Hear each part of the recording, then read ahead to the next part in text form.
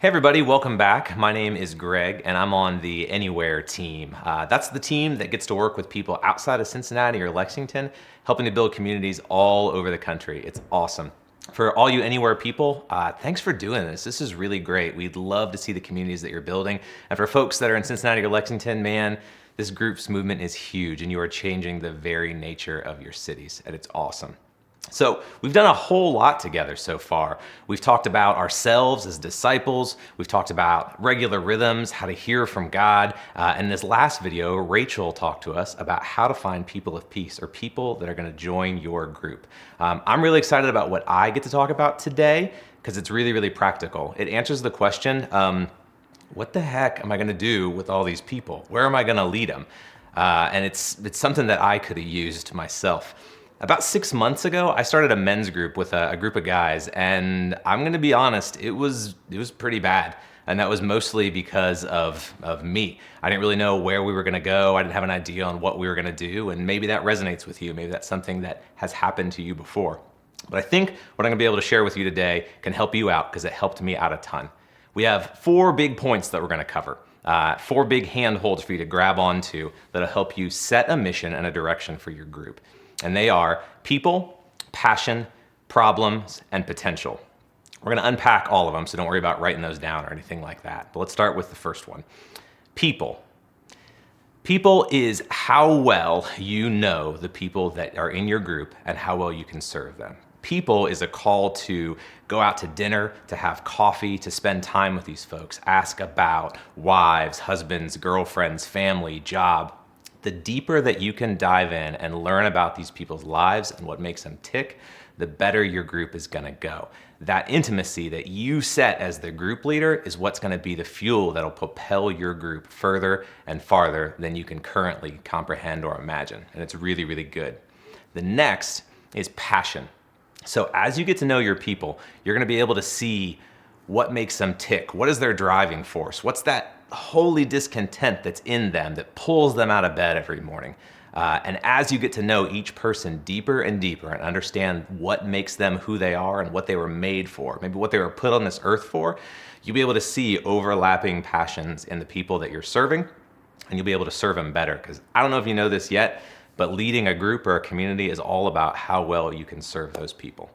So with my story, it took us a while to get there. It took us a while for us to get to know each other well enough to understand where it was that we were going. And for us, it was pretty easy once we figured it out, but it took us a while to get there. And my group is mid-20s to early 30s, and I'm on the far end of that range, but that's no big deal. And I don't know if you guys know this, but as a millennial guy, following Jesus is kind of a strange thing to do in this culture. And we needed a safe place to talk about that. Not because we wanted to be in like an echo chamber and have no other dissenting opinions or outside stuff like that, but we wanted a safe place where we could talk about our faith, the things that we were struggling with, the doubts that all believers wrestle with, and we wanted to be able to hash those out. We realized that that was one of the things that made us who we were, and it was one of the things that we were really passionate about, is finding that thing.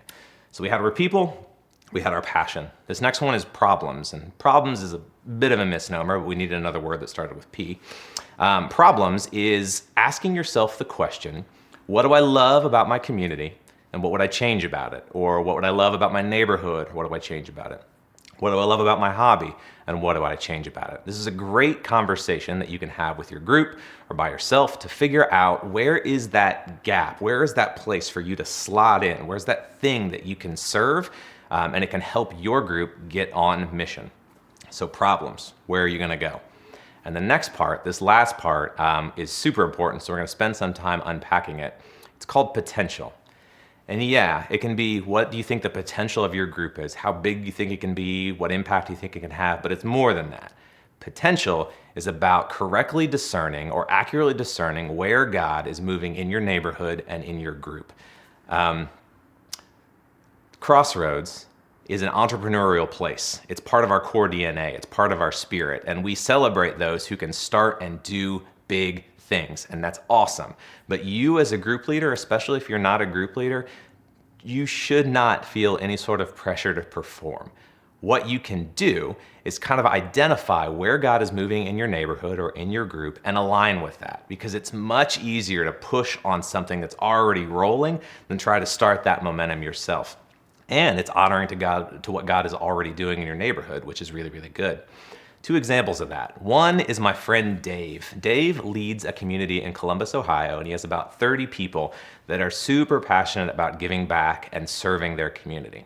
So Dave wanted to do a Go Cincinnati type event where they could go out, do big service projects, and have really good impact, and that was awesome. But instead of doing all the logistics of finding volunteers, of getting donations, of setting up projects, and all the things like that, instead, that group looked out and found where God was already at work in their community. And there was an event that was really similar to the one that they wanted to do. So they took their people. Easy as that.